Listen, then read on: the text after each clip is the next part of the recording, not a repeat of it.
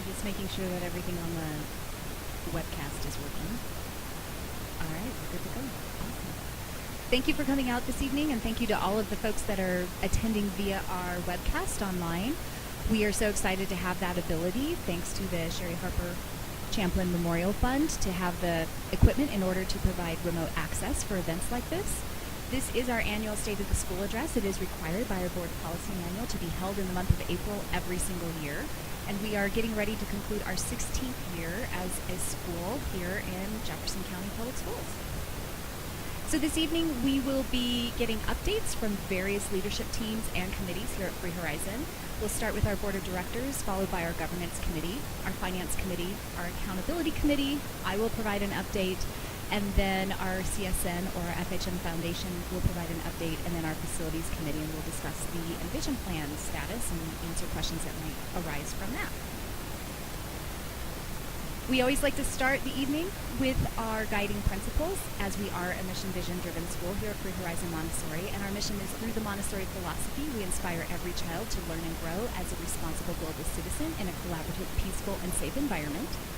Our vision is, we seek to transform our community by developing students who pursue their full potential, understand their global responsibilities, and respect others, self, and the environment. And our motto is Montessori for the 21st century, a place to learn, a place to belong. Here at Free Horizon, we have 4 main leadership teams. There are 3 housed under our charter school umbrella. The first is our board of directors, and that is the organization that actually has the contract or agreement with Jeffco Public Schools on our charter. It is comprised of volunteers, and it is responsible for everything strategic pertaining to our school. So adhering to that mission and vision, making sure that our school is viable from an educational as well as a fiscal standpoint, and that we are remaining true to both our charter document, our governance documents, and the board of directors bylaws. Under that, the board is responsible for setting school policy as well as hiring, supervising, and evaluating one employee, and that is the principal. And then there are several subcommittees of the board, and there are members of the board that sit on each of these subcommittees along with various other folks, both volunteer and staff. Currently, we have the School Accountability Committee that is mandated by the legislature here in Colorado. Every public school must have an accountability committee that looks at academic data as well as climate and culture and survey data for their schools and makes recommendations to leadership for improvement. The Governance Committee helps assure that we have review of policies on a periodic basis, as well as is responsible for recruitment and vetting of our candidates for the Board of Directors and making recommendations for policy updates as needed and warranted. Our Finance Committee, of course, is responsible for assuring the financial viability of our school, setting the budget in tandem with myself as well as our Director of Finance and Advancement. And then the Facilities Committee, it has been here and gone and is back again in terms of looking at strategic initiatives in terms of facilities that are providing educational adequacy for the programs that we have here at Free Horizon Montessori. And we also currently have a communications and branding committee that was initiated a couple of years ago by our board as a strategic initiative in order to do some deep work in discovering who we are, what we do, and how we do it, and how to best communicate that both internally and externally. Our administration is comprised of staff members. These are employees at Free Horizon Montessori, and it is the day-to-day operations of the school. So if it's operational, it does fall under me as the principal. And I do oversee all aspects of the everyday school operations, and I'm ultimately requiring for hiring, supervision, and evaluation of all other staff members, but I do have other members of the executive leadership team to whom I delegate some of that responsibility. And we are together as a staff responsible for implementation of our school's mission, vision, and values. The School Accountability Committee has its own category, even though it is a subcommittee of the board, because again, it is mandated by law here in Colorado. It is required to be comprised both of parents and staff, and in fact, it is required that there be more parent members on the Accountability Committee than staff members. And the Accountability Committee creates, administers, and analyzes results from state, district, and school surveys of all of our constituency and stakeholders. They also assist in the development of the annual Unified Improvement Plan and monitors progress toward our goals from an academic standpoint. Our Accountability Committee does look at academic data. They don't get to see who the data belongs to, but they do see it in aggregate and make recommendations for improvement. Then there is the Free Horizon Montessori Foundation, also known as the Community Support Network, comprised 100% of volunteers. And there's a line of separation because they are their own private 501c3 private foundation to support our school. And they help facilitate all of the fundraising for our school, as well as coordinating with volunteers and helping build a strong sense of community. And as a separate entity, they have their own board, their own bylaws, and their own operational procedures. So with that, we're going to move on to our Board of Directors update. And Jen Stickle is our current board president, and I'd like to invite Jen at this time to provide the update.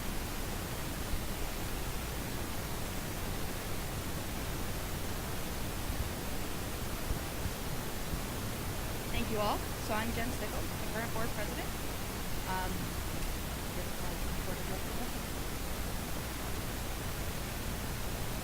So our board of directors is committed to ensuring that the success of Free Horizon is aligned with our mission and the best practices that we know of for our education. As Preston mentioned, we're responsible for hiring and evaluating the principal and looking at the academic program as a whole to ensure that it's successful.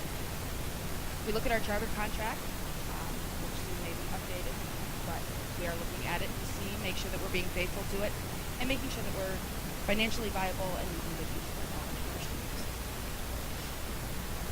So current board members, you have listed here, myself as president currently and liaison to the facilities committee. I joined in 2015 as an interim year and then started a 3-year term in 2016. We have Lisa Cerning, our vice president, who started in 2017. Hillary Hobson has been our treasurer and finance committee member since 2015. Secretary and backup to the treasurer, as well as finance committee chair, is Jonathan Spitzy, who again started in 2017. Director at large and liaison to governance is Katrina Smolka, again, an interim year this year. Backup to the secretary was Roger Poole. He's retired from Jeffco Public Schools and was an extra committee member for us. Started in 2014 for an interim year and was a 3-year term. Another director at large and liaison to our SAC committee is Alex Ramsey. Started again in 2014 as an interim year and a 3-year term. And then Cresta also sits on our board of directors as a non-voting affiliation. So we have those 7 members and our principal sitting in as our board of directors. So in 2018-2019, we have myself, Lisa, and Jonathan being on, and that's all important that everybody vote to have the appropriate committee members. At our next meeting on May 10th, we'll be looking at the new board members and our current board members and assigning officer roles. Those meetings are always open to the public and encourage anybody who has a concern, a question, just wants to learn what's going on, show up, start at 6 o'clock, right to the light. So one of the main things that we're involved in is the strategic plan for the school. So we have an annual board retreat, typically consisting of 2 sessions sometime in June. Hopefully it's over and move forward to the next year. What have we done well? What might be some of our weaknesses? How can we address those? Where do we see importance moving forward for the school? We tend to review our previous year's goals. For this past school year, we were looking at continuing 2 of the goals. One was branding to engage our community, and communications to engage both our community and our staff. This was headed up from the board side by Roger Poole and Lisa Cerning. We also looked at capital planning, so improving our facility. It was myself and Jonathan Spitzy sitting on that committee. Then we added a new one this year, which was facilities optimization, looking to engage staff. This was more realigning of 6th graders going to middle school. What was that going to look like, both from a curriculum and just physically where is everybody going to sit? As well as, are we going to open up new lower L, new primary? What are we doing with upper L? And how are we optimizing educational programming and space? As it came along, we quickly transitioned the capital planning goal into the Pleasant View and Innovation Option status review. Other than what are we going to do with the current facility? Oh boy, this is a huge opportunity. How do we do that better? More information on that. So, there was a number of board members that have served and their terms are ending this year. So it was a chance to thank them for their service. The first one I'm going to mention here is Katrina Smolka. She joined us for a interim year this year when we had a sudden vacancy. She very graciously stepped up to serve in that role. Her work as a liaison to the governance committee committee was very helpful in making sure that the board could get back to governance, we could learn what governance expected and what to do, and that link was very vital. So, Katrina, come up here. Thank you to you.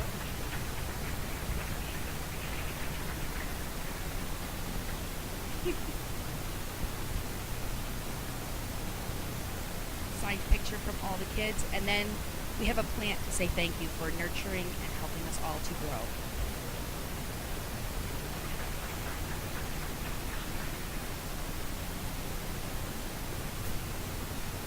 Next, we have rolling off Alex Ramsey. So she is completing her second term on the board. Her first term was actually 2005 to 2007. And she's been a parent at Free Horizons since we opened in 2002. So she really has a long history with Free Horizon. All four of her children attended Free Horizon from primary through sixth grade. And so she's been great to give us that sense of history. Where have we been? Where are we going? How did we get there? What were some of the bumps that we've already come over? And what are some of the bumps that we know we can get through? And to really provide that perspective. Throughout this tenure, she's held president, vice president, chair of the governance committee for a number of years, liaison to facilities committee, and liaison to SAC. So, Alex, thank you so much for all of your work for us.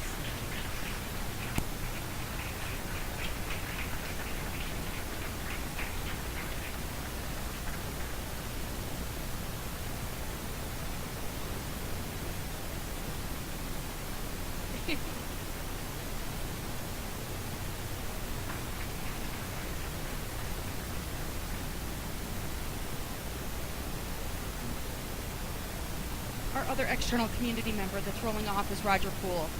He's been on the board since 2015 and has provided us with very valuable insight as a former option school principal and a number of the inner workings of Jeffco Board of Ed.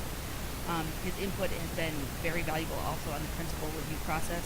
He's helped to streamline that and make sure that it's really effective and helpful for everybody involved.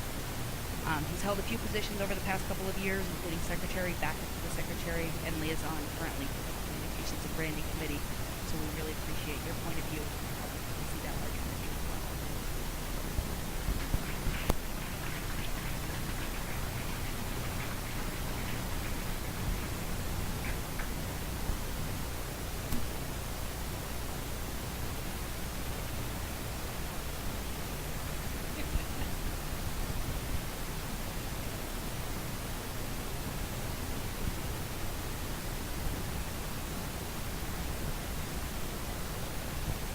I'm the only person on the board that I know of that isn't a parent here at the school.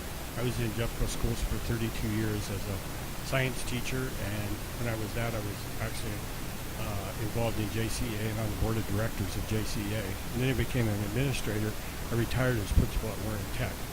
During that time, I was on the board of directors of the Jefferson County Administrators Association, and now being here at Free Horizon, I'm the only person in the history of Jeffco schools that was on the board of directors of the Teachers Union and the Administrators Association and a charter school. But the most significant thing is I want to tell you what an amazing school you have. I have been involved, as you can tell from what I said, in lots of parts of the school district activities other than just being a classroom teacher or a school administrator. It's amazing what you all do. The leadership you have, the volunteers on the part of the parents, the staff, the instructional program, and it's a very impressive operation. And I know you have a lot of things coming in the future, and I wish you the best for all of it.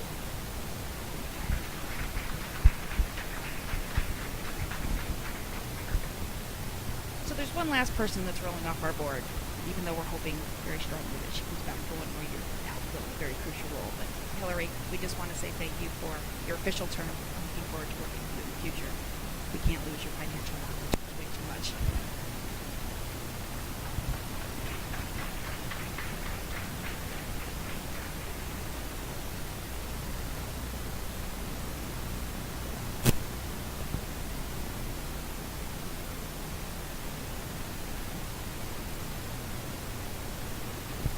Next up, Governance Committee.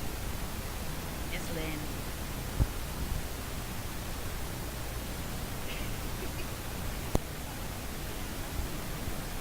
Hi, everyone.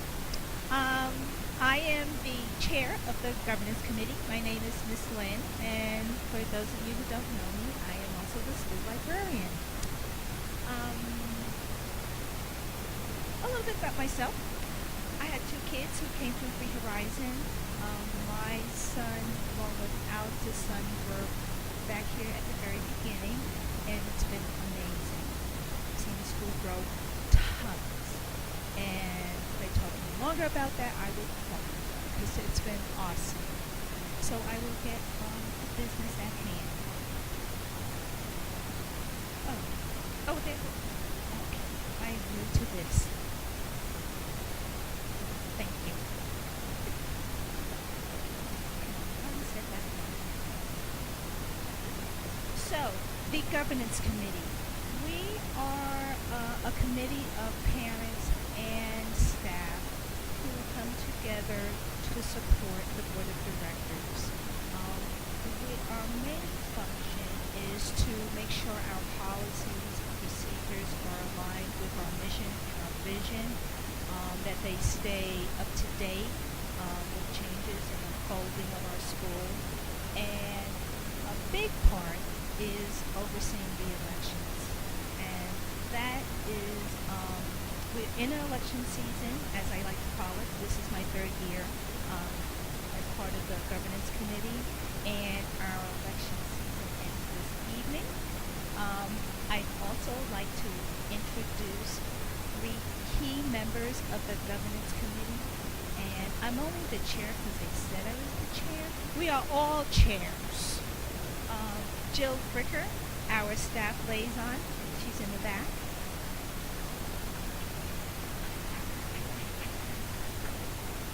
Chris Weber, extraordinary parent and former board member who has helped me out tremendously. So Chris.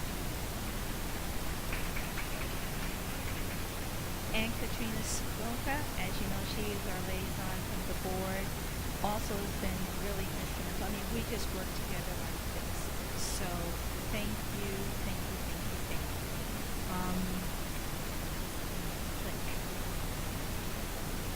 Okay, so as many of you might know, we are governed by our board of directors, and that was already spoken to. So let's begin.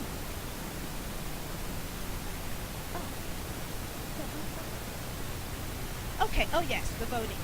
So, as you know, our voting is done both by paper ballot and electronically. It is an important process. Our participation in the voting process has increased dramatically over the 3 years. So I thank those who are here. Are we upstreaming this, live streaming? I thank all of you who have voted. And if you forgot to vote, or it's not too late, I think you have a couple of minutes to do it digitally, and we have paper ballots outside. So thank you to the community for being so involved. It's huge. It means a lot. And though our numbers might look few here, our participation speaks volumes.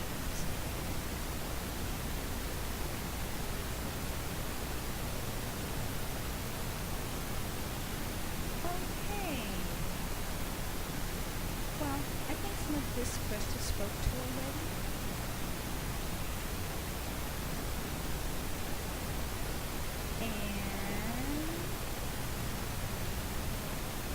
And the most important part. So we have three candidates today to introduce to you. Their bios have already been on our website.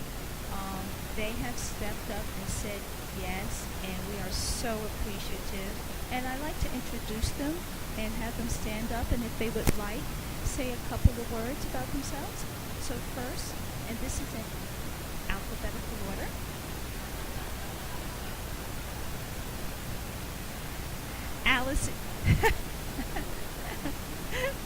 Allison Furr. Hi.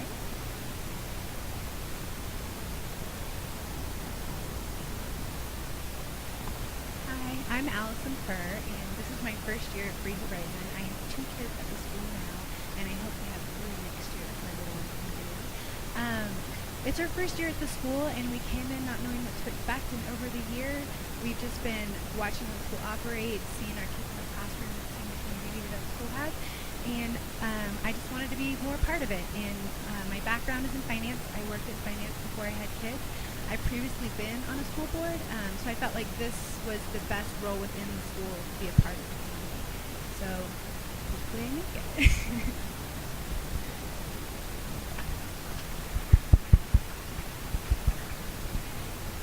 Next is Aneta Reddick. Good evening, everyone. I'm Aneta Reddick, and this is also our first year here at Free Horizon. We have 2 kids, Amelia in P1 and Robert in P2. We are still learning about this school, and we are excited to become part of this wonderful community. As you can tell, I'm not native. I'm originally from Poland, and roundabout way we ended up in Denver in 2006. I work for Denver Water in their finance department. I serve on a few other boards, but more importantly, I feel like becoming part of the board member community will give me more insight into the school and will help me guide the future. And I'm very excited about our possibility of becoming innovation school and moving to Pleasant View. Thank you.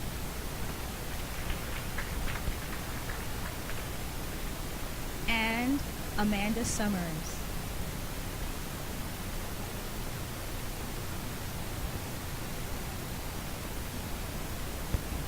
Hi, I'm Amanda. I have 2 children. I have a 5-year-old, Lena, and a 7-year-old, Wyatt. My children have actually been in Montessori school since they were both 2, so it has been a big part of their upbringing. They've been in Montessori in Seattle, Washington, and then in Parker, Colorado, and now here in Golden. I am very passionate about education. I actually serve as an assistant principal in Jeffco schools. I'm very dedicated to the whole child, to making sure that our kids come to school prepared to learn and that have, whole body wellness. I also believe in innovation and in creativity, and that learning should be fun. And those are things that I want to support, and I also want to support the beautiful thinking of the Montessori pedagogy. So that is why I decided to be a part of the board.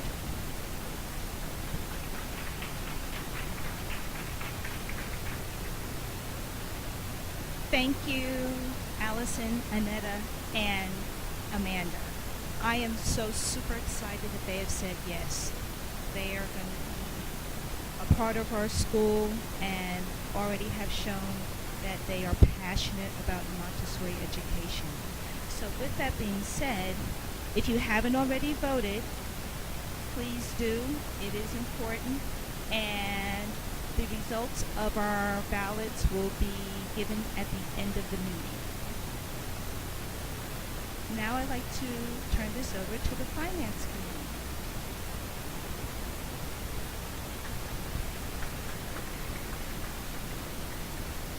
Good evening. My name is Hillary Hodgson, and I am the board treasurer for the past 3 years. I've been in the finance committee for the last 5 years.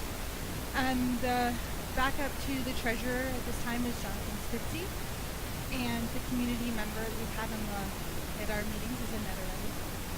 And also Cresta Bolo, our principal, attends our meetings, as well as Mary Levy, our business director of finance, facilities, and Ansel, I think is what it is. We have monthly meetings, and then we also have working sessions. So at a minimum, we have one meeting a month, the last Thursday of the month from 7:30 until 9. But we also have other meetings throughout the summer sometimes, and then around budget time, we usually have a few additional as well. We review the actuals, variances, forecasts, all of the financial reports there are for the school. We also look towards the budgets, trying to develop those. We want to make sure that we're always monitoring what's going on at that exact moment in time, make sure we're being fiscally responsible, and make sure we're financially transparent and compliant with everything that needs to happen. And all of this is done with the collaboration of administration, board, SAC, CSN. They kind of notify us what's going on with the donations and their effort, and we have our priorities in UIP and keeping up with all of the strategic vision of the school. So, budget basics. So in the fall of the current year, we have the FTE count. That's what basically sets our budget. We can guess and think about what we think the FTE count will be, but we don't actually know until the October count day, and that's when we can start honing in more for the current year's budget. In November, if we were to go 5% or more over or under, we would have to revise the budget. We've never had to do that in my knowledge, at least not in the last 7 years. And then we start developing the budget for the next year. And then in the spring or more in the winter too, after the budget has been completed, we have the first read of the draft by the board, and we wait for the legislature to finalize the PPR for the current year. That can be anywhere between February and May, so we're kind of guessing, but we're doing our best. Then we have the second read of the budget by the board as well. The board approves it for the following year. We submit it to JEFCO, and by June 1st, we have to have our final budget into them, and then we do it again the next year. Here's our enrollment trends from fiscal year 09 through 19. Basically showing we're on a pretty good trend of being pretty stable. We are very conservatively estimating 326 for our FTE for next year, although it may be higher. We're just going very conservative on the budget, but as you can see, it's been pretty stable. So let's do the math on what our budget is. So if you notice with the revenues, the biggest portion of our funding is that PPR number. So that is our FTE count multiplied by the PPR value that's assigned to each child, and then we have that big revenue chunk. The next biggest chunk is the tuition fees and programs, and the MLO, which is the mill levy override, also provides for a big chunk of our budget.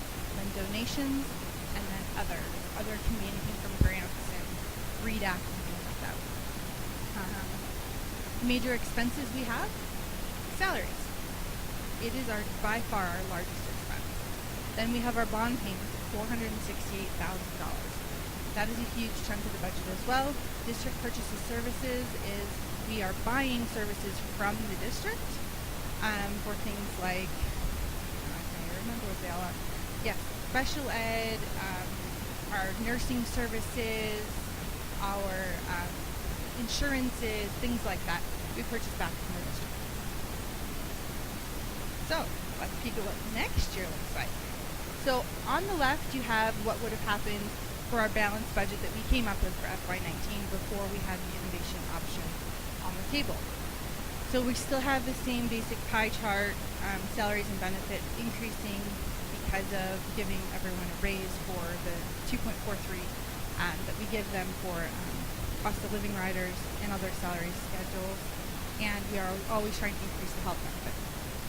Bond payments and MLO are still like the second biggest revenue and expense. But when we move into innovation option, it's a little bit different. We don't have district purchase services because the district will be providing them as part of the innovation option school. We don't have any bond payments. We're not making payments on the building because the facility is basically going to be maintained by the district. We also don't have utilities because the utilities are going to be provided by the district along with the maintenance of the building. So we have a big chunk of salary and benefits, which does increase because we will be increasing the health care benefits for the staff 32%. And then we have a big slice of other, which is a very good thing because we can designate that to go to all of the programmatic changes we needed and all of the materials and everything else that we require. So it's actually a very good change. The negative factor that everyone likes to talk about. This is the most recent chart I could find on it, just showing how much money is taken away from the schools every single year. In FY 15-16, it was $1,000 per student that they were pulling back from funding. And then I did find Jefferson County all the way from 2010 to 2017, how much Jefferson County lost because of the negative factor for all their schools, and the total for all those years was $558,000. Sorry, $1 million. Tabor and Gallagher.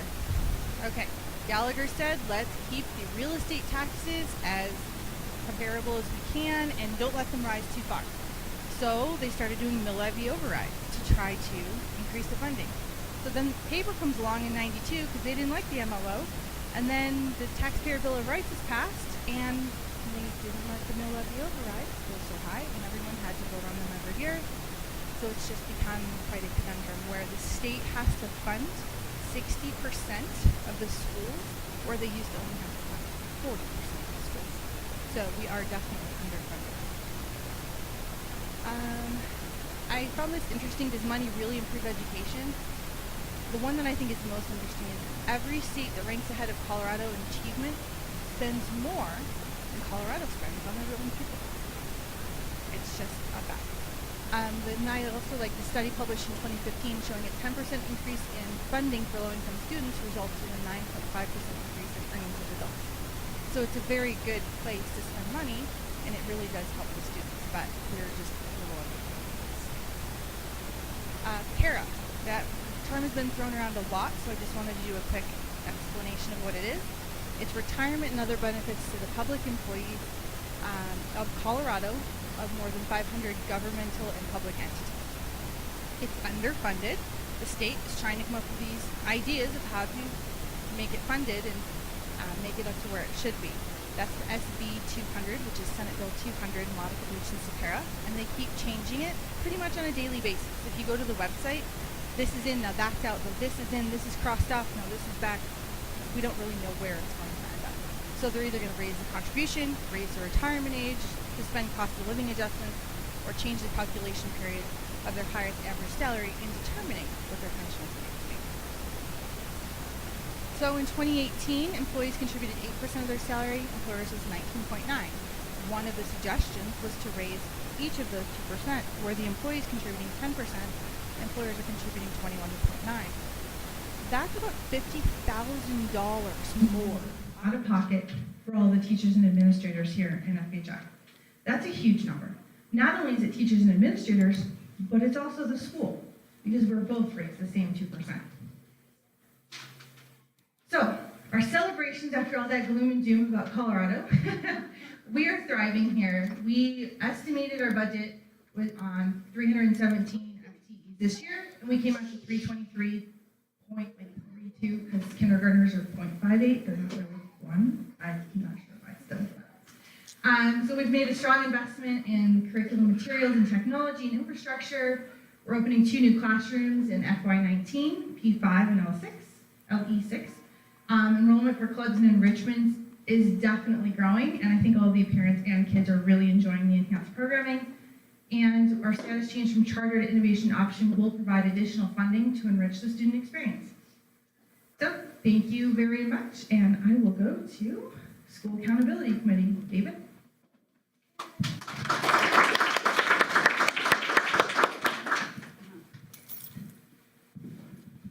I am Dave Wells, the chair of the SAC committee. This is our membership. We have 4 parents, which is by law we're supposed to have more parents than teachers. We also have a really good community member that is a math teacher at Cherry Creek High School, and she offers a lot of different opinions. So if anybody, we always welcome more attendance as well. So anybody would like to join, please do. Most of our work is in basically the different surveys that we send out. We do a student survey, a parent survey, and a staff survey. The student survey is done through the district. We don't have much of a say in what that entails. The parent survey or the community survey, we either do the whole thing or do part of it. This year was a little bit weird, but and then the staff survey is usually split every other year between the district, and then we put out one just so we can keep data coming in and keep trend lines moving how we want. We take all that data and we report directly to the board of directors, let them know what's working, what's not working, where do we need to improve. And so our parent survey went out in the fall. We had 87 respondents, which was down a little bit from last year, which I'll cover in a little bit. Our staff survey, because it's district, we have to wait for them to get results back. We haven't gotten those back yet. The student survey we just got back a couple weeks ago, and we'll cover a little bit of that later. The parent survey, we only had 87 respondents, which was down from I think 113 last year, mainly because the district decided to send out a surprise survey this year, and I think a lot of people got confused. They did this district survey, and then we put ours out, and then some people didn't want to do both. So if we try to get the information out there, but it's really important that people do ours because we try to ask the same questions, we try to ask the same things so that we can see where things are going, see trend lines. We can ask specific questions about like our hot lunch or middle school, which are things that were actually driven by the parent survey. And so the more responses we can get back, the better we can tailor those programs to what the community wants. So these were from the parent survey. These are kind of the lower responses that we had. The timely responses to questions and informed in a timely manner ranked pretty low. We had a discussion about some PT, about some professional training on answering emails, checking voicemail, answering voicemail to teachers. I don't know how far that's gotten, but we had a conversation about that's something that needs to be covered a little bit more in training. And completing 30 hours of volunteering is kind of something that's been left over from the days before of some of the requirements that we don't really do anymore. But, so I think that was some confusion in that. And then the hot lunch, which I think is just always going to be a hot topic. No matter what it is, somebody will have a problem with it. So, and then these are our successes. The teachers are approachable, visible, helpful. Everybody's welcome to the FHM. The office staff is professional, and diverse cultures and backgrounds are all respected here. So that's always good news. The student survey it's called Make Your Voice Heard. It was put out in the winter, and these are the 3 lines basically represent the 3 parts of the survey. There's the relationships, rigor, and relevance, and climate is the yellow. And we're kind of on a slow trend up. It's not improving hugely, but it's a good trend upwards, at least. A lot of the questions they ask are based on the Jeffco generations. If anybody's familiar with that, it's kind of the new Jeffco 2020, which this kind of covers. We had some of the quotes from the students can add in comments.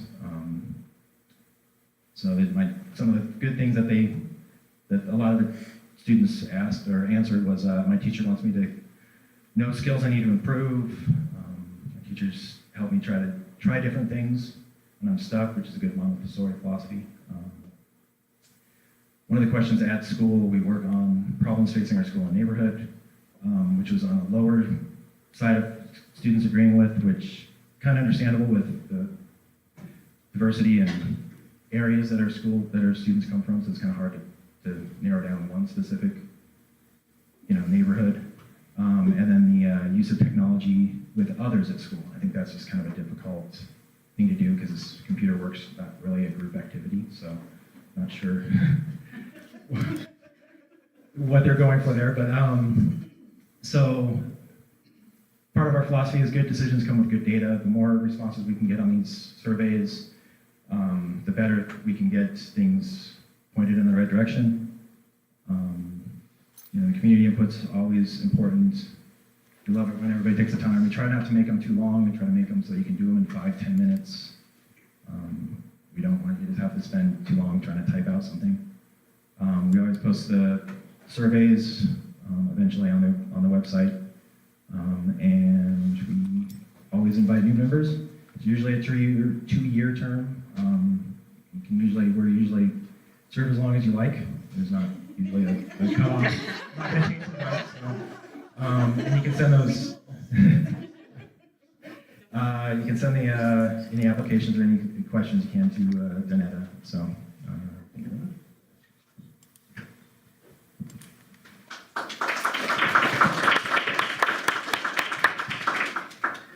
So good news, our lunch program will change next year.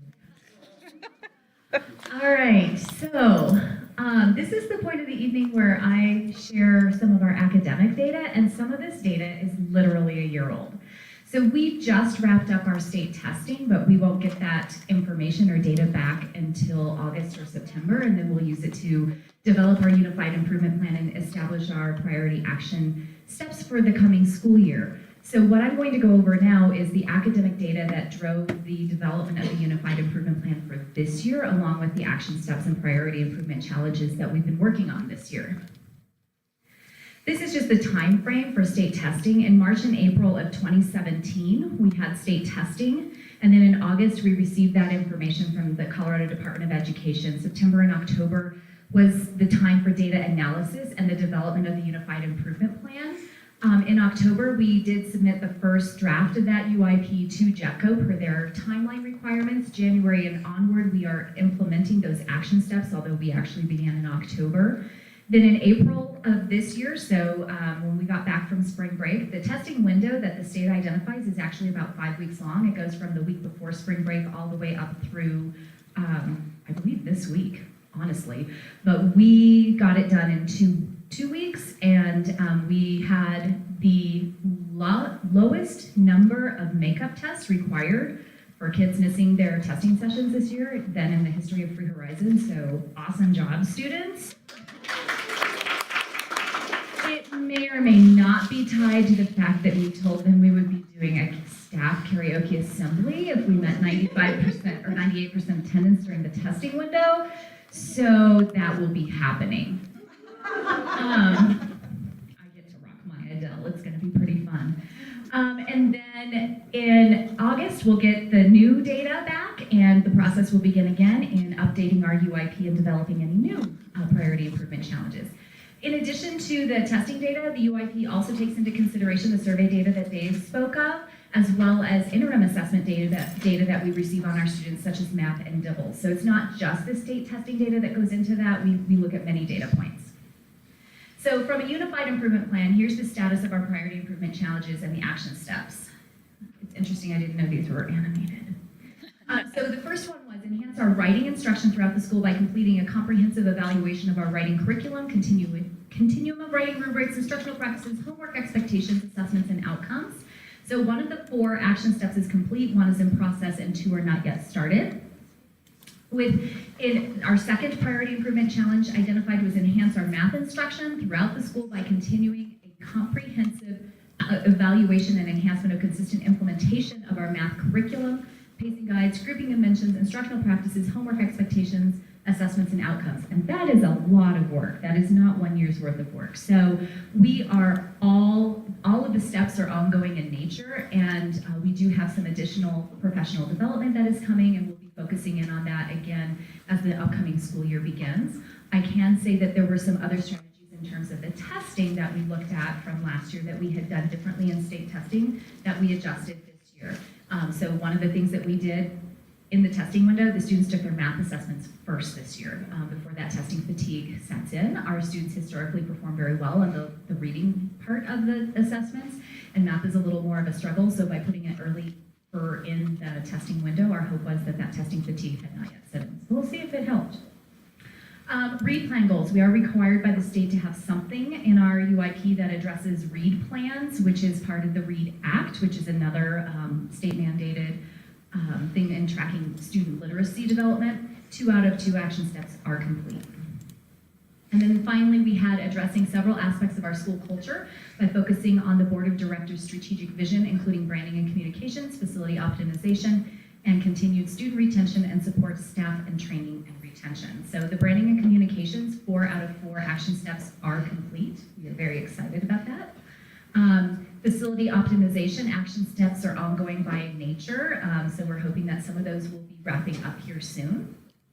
Student retention, 3 out of 3 action steps are complete, and so far our re-enrollment data does show that we are continuing on that upward trend of more students choosing to stay here through the grade level served here at Free Horizon. And then staff retention, 1 of the 3 action steps is complete and 2 of the others are still in process.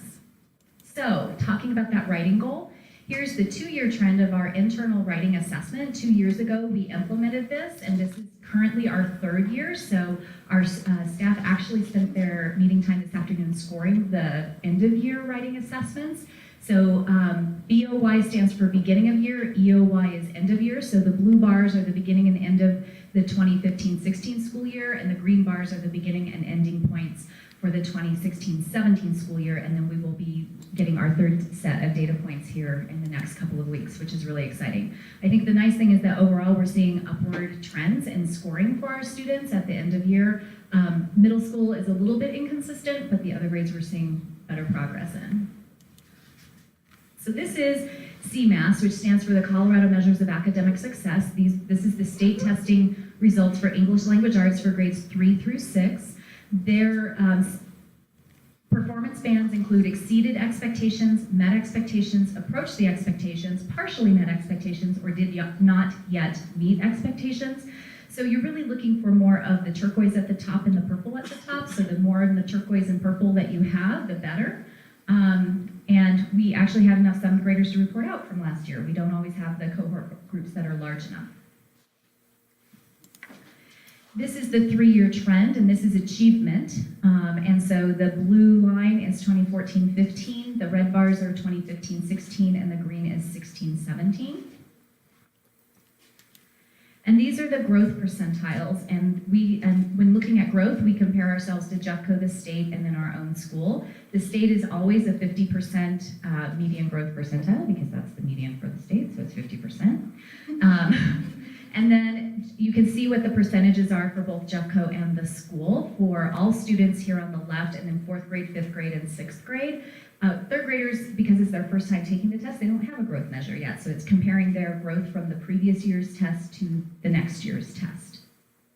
And the good news is our students do really well in terms of growth.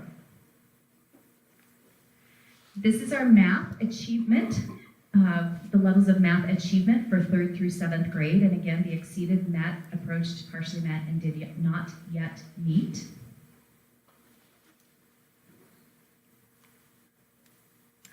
And this is the achievement trends in math over 3 years, and it's a little less consistent. And so that's part of the puzzling questions that we've been grappling with as a staff, is what are some of the things that we have been doing differently over time that may be contributing to some erratic results in the area of math. These are the growth percentiles in math. I think sometimes it's not as surprising when you see a spike in 6th grade, because that's the culmination of that 3-year cycle in Montessori. But overall, we would like to see a higher level of growth. So this is science. 5th graders do take science every year, and this is a 3-year trend of 14, 15, 15, 16, and 16, 17. In Montessori, science and history are both taught on 3-year cycles, and so sometimes the content of the test has been fully covered by the time the 5th graders take it, and sometimes there are things on that they won't actually get to until the 3rd year in the cycle. So there are some built-in reasons why there could be inconsistencies for our science performance. But again, it's on the same standard of exceeded, met, approached, and partially met. Social studies is much more difficult to do comparisons, because 4th graders take that test every 3rd year. Our 4th graders take the test. So every year in the state of Colorado, 1/3 of the 4th graders take it, and the district tells us which years we take it. And last year, our 4th graders did take the CMAS Social Studies test, and so I've done a comparison of our school versus a comparison of the district. And again, that's also partially when we do that 3-year cycle of the cultural studies, sometimes they've had the instruction in that on the topics covered, and sometimes it's not covered in their 4th grade year based on the way that the curriculum is presented in Montessori. The school performance framework is the accreditation standards by which all public schools are measured. And so the purpose is to hold both districts and schools accountable for the same single set of indicators and measures and inform a differentiated approach for state supports based on those performances and needs. And so they look at 3 different areas: academic achievement, academic longitudinal growth, and then post-secondary and workforce readiness, which only high schools are measured on, so we don't have scores in that particular area. And there are different accreditation categories for both districts and schools. There's accredited with distinction, accredited with an improvement plan, accredited with priority improvement, and accredited with turnaround status. And so Jeffco Public Schools is accredited as a district. Their school performance framework receives 64.2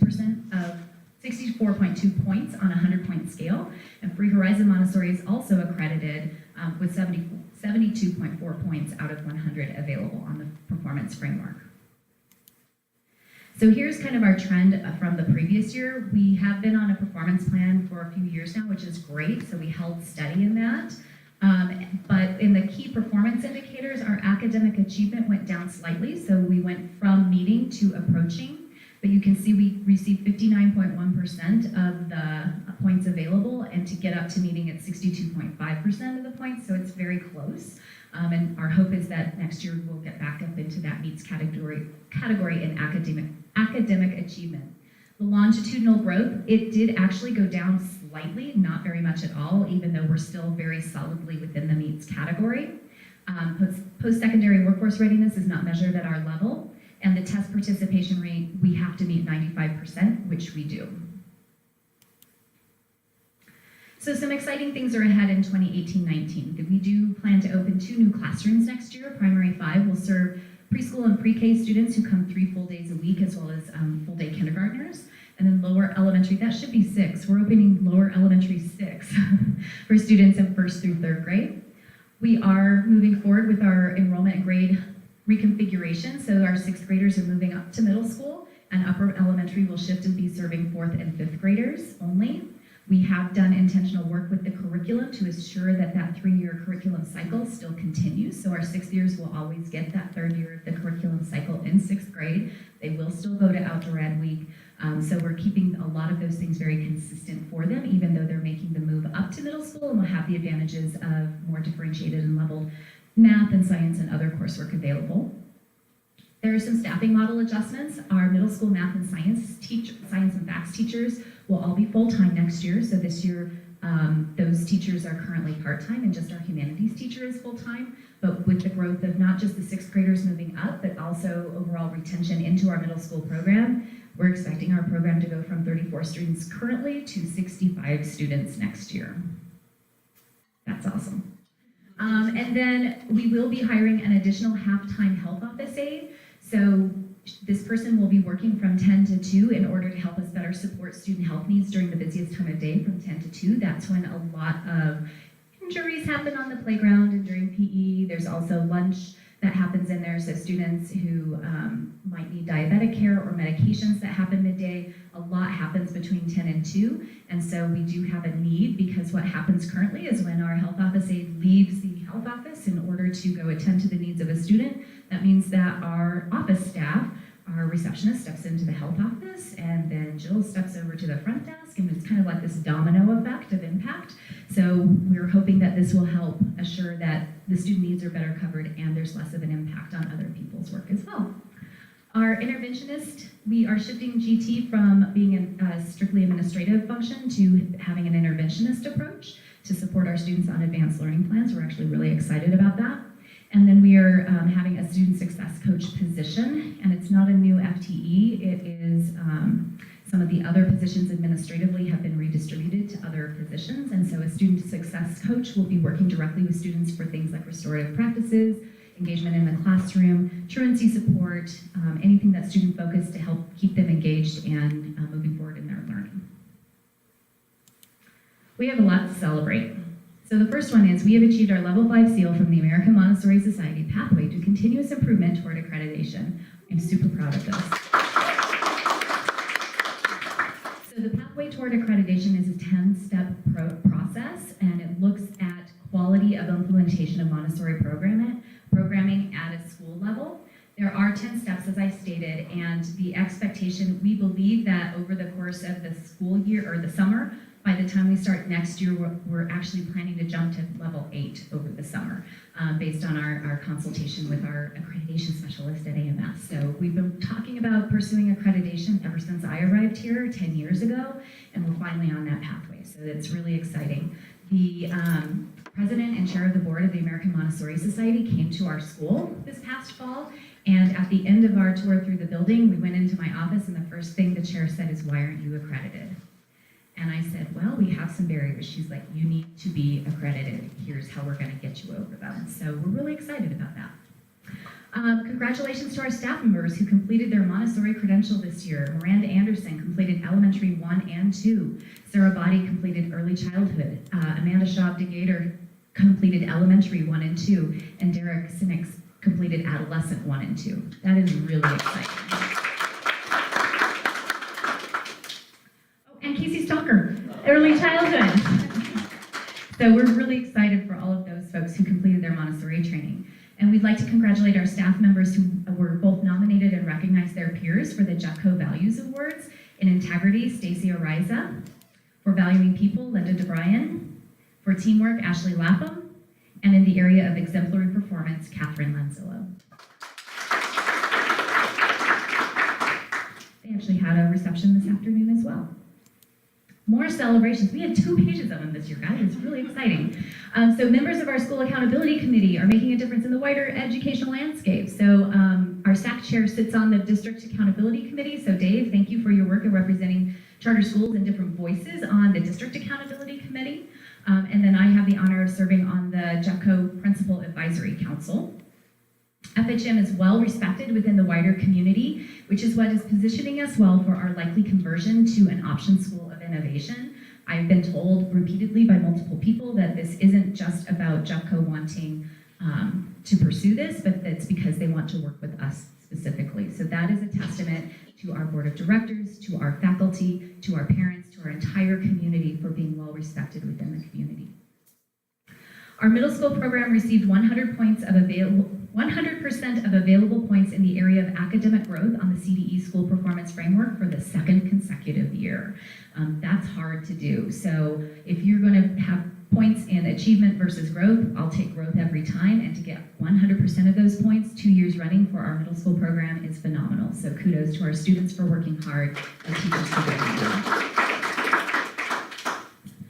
Careful budgeting and generous donors have us well positioned to assure our likely new facility can feel like home. So yes, there are some changes and some enhancements that need to happen at our hopeful future home in the Pleasant View community, but we have some resources available to assist with that in addition to what the district is helping us with.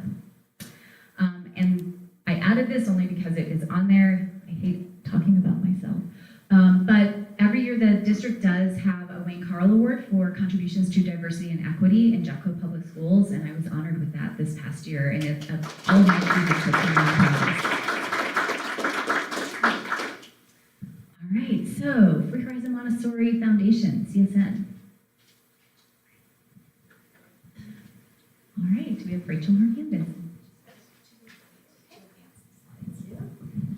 I am Rachel Hernandez. I am the communications chair for the CSN, otherwise known as the Free Horizon Montessori Foundation. I am here tonight to share with you some of our achievements over the past year. Everything that we do supports the community's 3 tenets of individualized instruction, engaging curriculum, Talking to the mic. Talking to the mic. And a strong community. The Free Horizon Montessori Foundation is a 501c3 nonprofit organization founded specifically to financially support Free Horizon Montessori. I wanted to send congratulations or thank yous to our board for this past year. Our president has been Anna Sethra. The vice president has been Adonia Hentrick. Secretary was Kara Flatley. Treasurer Kate Anderson. Fundraising Jess Kirshner. Community liaison Hattie O'Brien. Marketing chair was Isa Traveso. Communications chair was me. Our volunteer coordinator is Yanka. Megan was our staff liaison. Our intention was to vote tonight, which is what we usually do, but as you see, the herd is a little thin for actual voting, so we are going to be holding our vote at our May meeting, Tuesday, May 8th. And of course, anyone in the community is welcome to show up, and everyone has a vote at that event. So our most recent fundraising success was Spring Fling. Tremendously successful. Our live auction garnered $16,100. Special appeal brought in $40,600. Of course, that is with a generous match from the Weber family. Silent auction brought in $7,215. Admission was $4,485. Raffle $5,620. And our sponsorships, business sponsorships, $1,300. And our photo booth brought in $350. In total, we raised $75,000.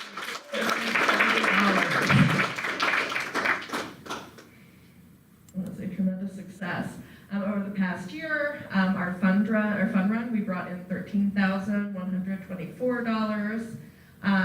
As you know, this year the fun run, we introduced the concept of the book bucks as prizes, and our book fair sales increased by about $3,000.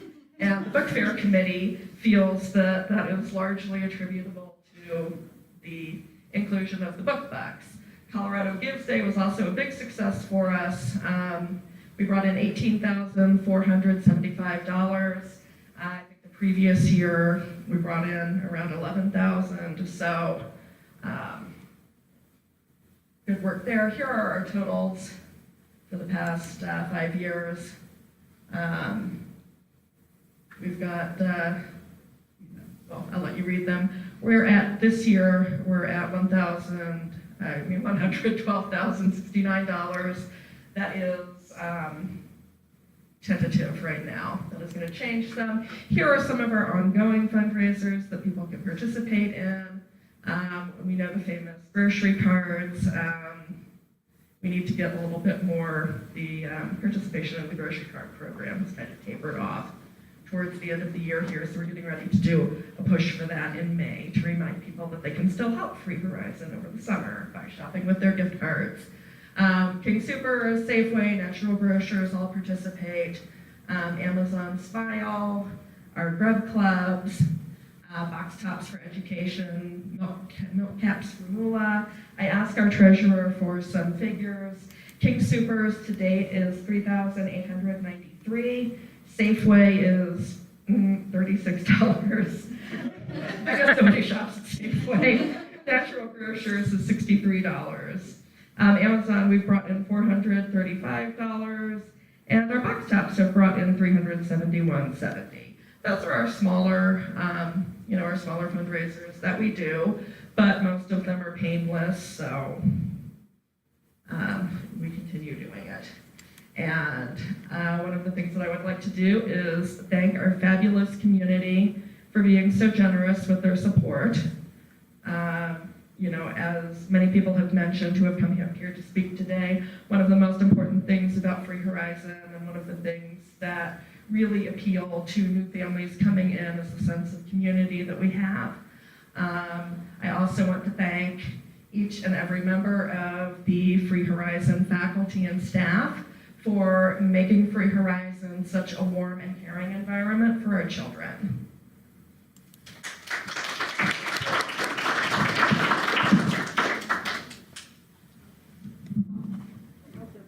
We have the Okay, we'll skip ahead.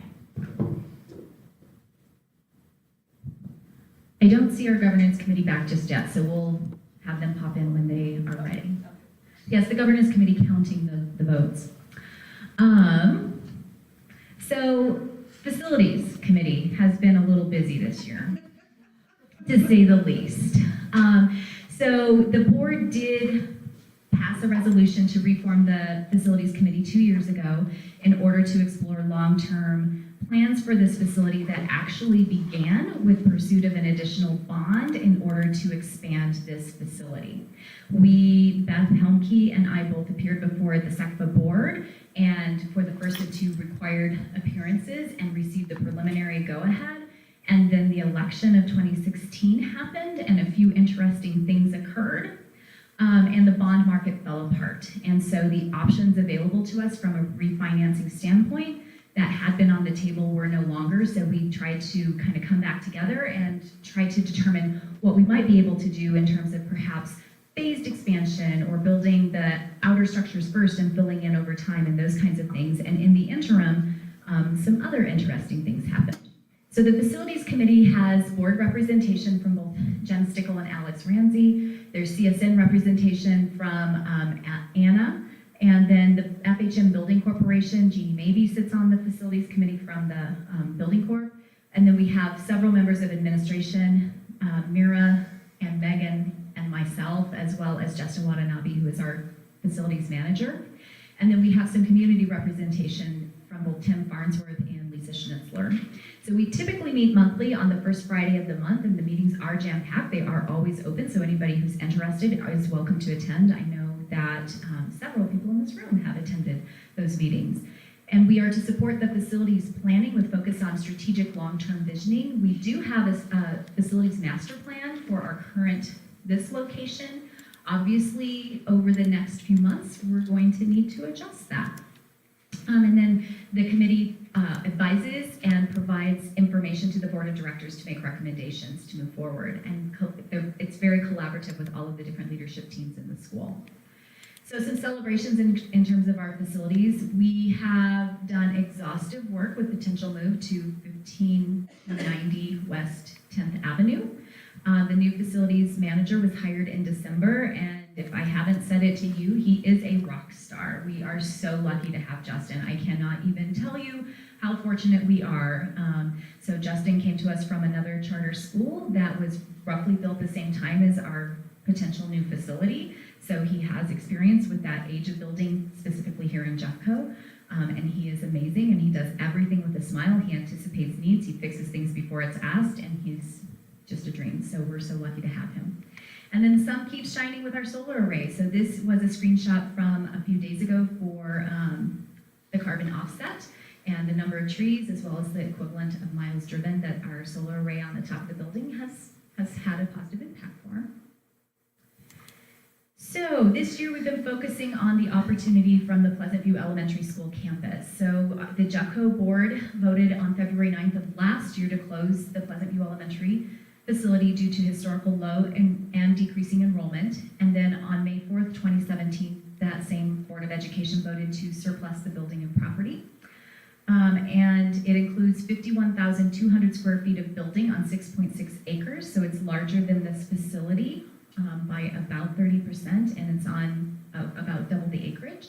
It has a gymnasium, a commercial kitchen and cafeteria, library, media center, art studio, music studio, and some potential designated before and after care spaces. It's about 1.5 miles here from, as the crow flies, about 2 miles to drive it. It's at 10th and Moss, right off of Colfax, behind Planet Honda.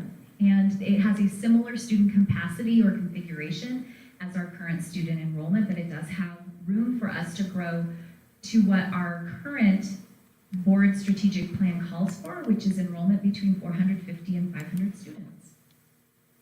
These are some photos. There's an aerial view of the property as well as a gymnasium shot there up top.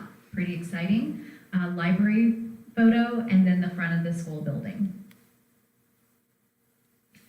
We have completed a lot of steps to date, including due diligence. Our board and facilities committee have had many, many discussions. We completed evaluation of our current property in September. We had financier discussions and financial scenarios were discussed, and we submitted a formal letter of intent to Jeffco in February to purchase the property, which they were surprised about. And then they countered with us saying, well, instead of purchasing the property, how about you become a Jeffco option school? And we said no. And then they said, what about an option innovation school? And we said, well, let's talk. So that's where that process has unfolded. The facilities committee also reviewed the Jeffco deficiency assessment and prioritized the work that needs to be done at the Pleasant View facility. based first and foremost on educational adequacy, then on capital renewal, functionality, ADA compliance, and deferred maintenance. So there are a lot of different things at that facility that will need to be addressed, and it doesn't change whether we're an innovation school or whether we purchase the property. All of that would still need to be addressed, and all along the plan has been to address those on an incremental basis over 3 years. And so the facilities committee really identified which items would be prioritized for current before opening the 18-19 school year, which items would be done in the summer of 2019, and which items would be done in the summer of 2020. So all along we've been viewing this as a 3-year process to get that facility to where we really need it to be. So the next steps, we have the innovation plan complete. The JUCO Board of Education will vote on that next Thursday evening, May 3rd, and we expect that it will pass. They've already had their first read, and they didn't issue any concerns or areas for revision from us or those kinds of things. So we are anticipating that it will be a positive vote. We have no indication otherwise. We could use community members to submit public comment, however, both at the meeting and in correspondence for those who might be supportive of this, this conversion from a charter school to a school of innovation under the option umbrella at JUPCO. So if you are so inclined to do that, we would welcome that. There's no need to coordinate or anything, just sign up and do it. We would really appreciate it. So then the next phase will be development of a governance and operations agreement. So this will take the place of our charter agreement, which will talk about how the relationship between Free Horizon Montessori and the JUPCO public schools will operate from this point forward. So how will the property be managed? Who does what in respect to that? Determining the specifics of that real estate transaction is just the beginning of that. Establishing the ongoing relationship, a contract that formally replaces our charter, and then there will be a contingency exit clause relating to that property for both parties. So if the district decides that they no longer want Free Horizon as an option school, or we lose innovation status for some reason, we would have first right of refusal to purchase the property, and then we would be requesting the application of the equity that is currently housed within our current facility here to be put toward the price at $15,920. So the hope is that it would be a low risk scenario for us in terms of not needing to suddenly have to find a facility in which to operate if we decided to no longer be an option or innovation school, if innovation status was lost, because under just straight option, we can't continue to be a Montessori school. And then it also provides the district with a level of assurance that they won't suddenly have another empty building. So hopefully it's a mutually beneficial exit clause, which we hope to never have to exercise.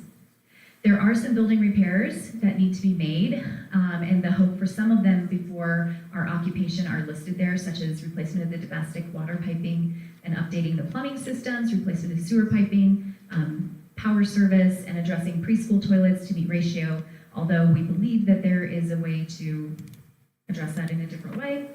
Install appropriate locks and hardware for building security, and then replacing carpet and tile, paint the interior walls, and clean the building exterior and replace the stucco. So there is timing and funding for future prioritized repairs as well. This is just a list of the things that we're hoping to get done before we move in. The learning landscape, it's not gone. All of the funds that we've collected for the learning landscape renovations are still there and ready, and they will be applied to the new facility. The goal is to revitalize the play yard and learning landscape project. Once we move over there, we do need to update the timeline to align with moving to the new campus. And then there would need to be some design work specifically for that property, because obviously landscaping is very specific to the particular parcel. And then an 18-19 priority elements would be validated, and then we would do the application of the design work to a specific site pending the opportunity and timeline. So the plan is to bring it back forward and kind of gear back up for that, that work. There is a continuing conversation. So the facilities committee will continue to determine building priorities, validate information, including the building square footage. And the reason, so really exciting, we're having a field trip to the facilities committee is taking a field trip to the Pleasant View campus next week during their regular meeting time, and they're going to be looking at the floor plans and doing measurements to validate what's on the floor plans, because when we took our staff field trip, we discovered there are walls that aren't on the floor plans in some areas, and in other areas there are walls on the floor plan that just aren't in the building, and we still haven't found a crawl space. So there's like, I think it's like 5,000 square foot crawl space, and nobody knows where it is. So anyway, it's an ongoing mystery. And then Jill will be guiding us in both outreach and engagement with members of the Pleasant View community, because we want to be good neighbors and we want to establish relationships that are positive right from the get-go. So Jill's going to be guiding us in those efforts. So transition planning. Obviously, some of that is already underway, but once school ends, there will be a lot of work that continues here. So in June, summer camp will be held here, so please enroll children. We have plenty of space available still, and we're hoping to at least have the same level of enrollment in our summer camp programs. So we will be holding summer camp here at this location. Our admin staff will be preparing the business items for the move, and some of that is back-end system stuff, and some of it's physical stuff. We do need full appraisals of both facilities, and then the teachers on their last few days will be personally packing what they'd like to pack. We intend to hire a commercial moving service, and so if a teacher's like, I don't want to pack it, we'll be like, okay, the commercial movers will pack it. But other teachers are like, don't touch my stuff. And so that's okay too. So we differentiate here at Free Horizon. And so teachers will be able to pack their things if they would prefer to do that. We will have the entire array here at Free Horizon. And so then they'll also be removing all live things from the building, so animals and plants. And then we do need to address some grounds and maintenance items here at 581 in order to make sure that it's ready for the district to come in. And the JEFCO will be facilitating facilities work. I was tired of this slide.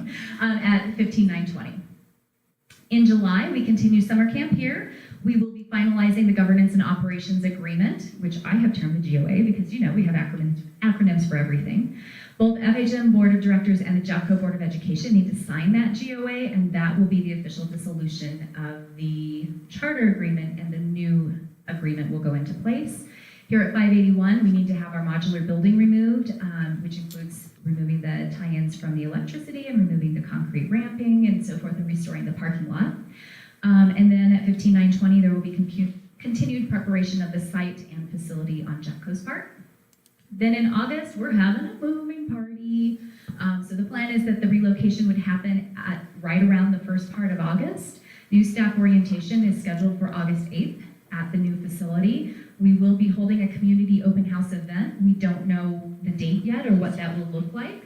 We will have opportunities in between there for families to come and assist with things like unpacking and moving furniture and setting shelves and that sort of a thing, so children and parents can see the new space and start to feel more comfortable in that before the official school year begins.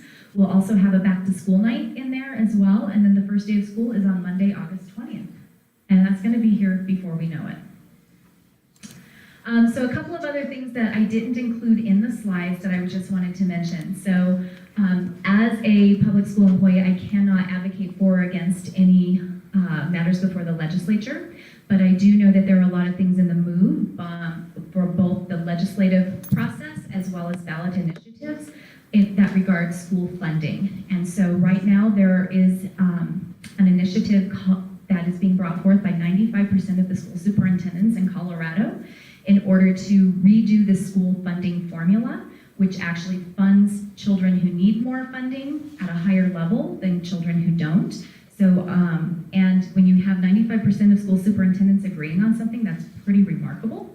And so that is the legislative piece, getting our legislators to redraft the funding formula for the PPR, the per pupil revenue.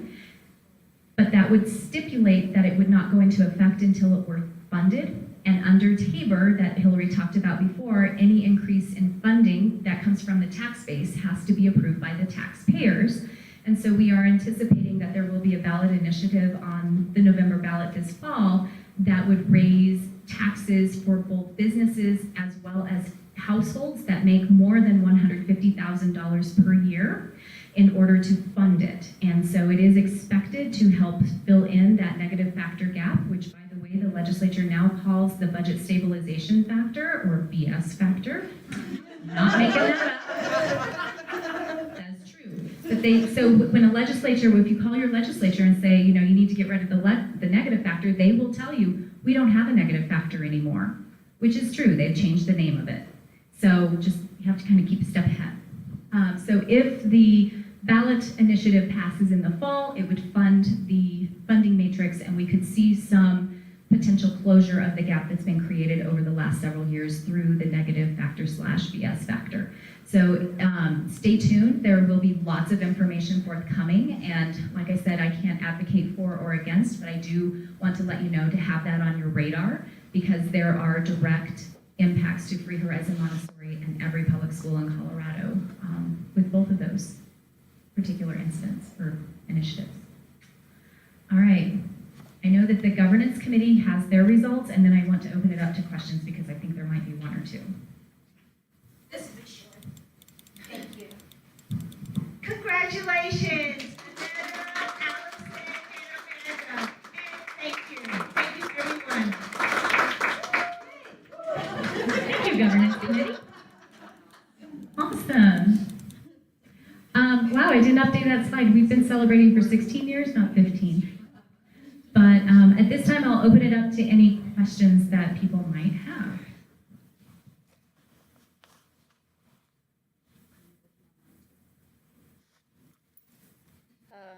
Lots of staff.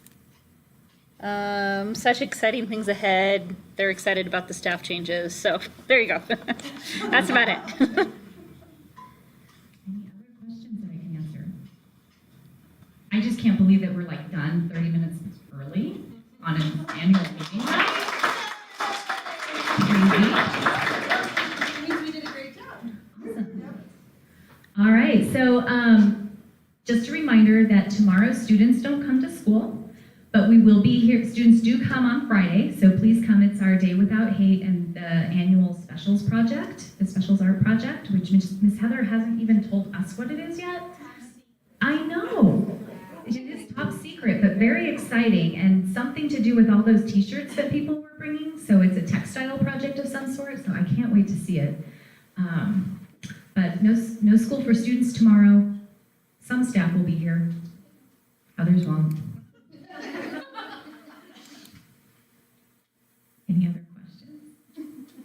All right, so before we close, for those of us who are in the room, can everybody who serves on a committee or volunteers in our school please stand up?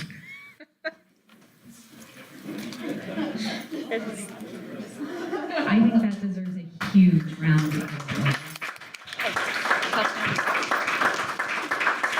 For those of you at home, pretty much the whole room stood up, and that is really impressive. And I do think that the things that we have here to celebrate are a testament to the work that our community puts in. So I'm humbled every single year by the dedication, the passion, the work, the expertise that our community members share with us.